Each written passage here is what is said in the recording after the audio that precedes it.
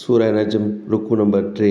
ए पैगंबर, छा पोइ ॾिठो अथई उन्हीअ खे जेको फिरियो ऐं थोरो माल ॾिनई ऐं सख़्तु दिलि थियो, वटसि कुझ जी ख़बर आहे छा जो ॼण के उहो सभु कुझु अखियुनि सां ॾिसंदो आहे।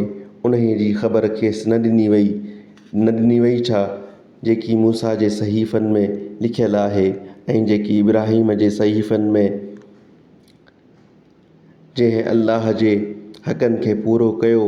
हीउ हुकुम त को बार खणंदड़ कंहिं ॿिए जी गुनाह जो बार न खणंदो ऐं त माण्हूअ खे रुॻो उहा ई कमाई मिलंदी जेकी कमायई ऐं त संदसि कमाई जल्द ॾिठी वेंदी, वरी खेसि तमामु पूरो बदिलो उन्हीअ कमाईअ मूजिबि ॾिनो वेंदो ऐं तुंहिंजे पालनहार ॾांहुं मोटणु आहे।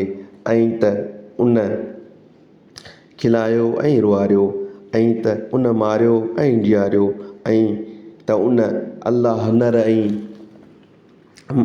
मादीअ खे जोड़ो जोड़ो बणायो। मनीअ जे हिक फुड़े मां जॾहिं ॻिभेरण में हारियो वञे ऐं त उन ते उहो ॿियो भेरो पैदा करणु लाज़िम आहे ऐं त उन आसूदो कयो ऐं मोड़े ॾिनई ऐं त उहो ई शोरा तारे जो पालनहार आहे ऐं त उन पहिरियां ई आद खे नास कयो ऐं समूद खे बि पोइ उन मां कंहिंखे बाक़ी न छॾियईं ऐं उन खां अॻु नूह जी क़ौम खे बि हलाक कयईं छो त उहे ॾाढा ज़ालिम ऐं तमामु हद खां लंघियल हुआ ऐं शहर ऊंधे कयल खे हेठि उछलायईं, पोइ उन खे ढकियो। पोइ ए माण्हूअ पंहिंजे पालनहार जे नेमतुनि मां कहिड़ीअ में शक थो करीं।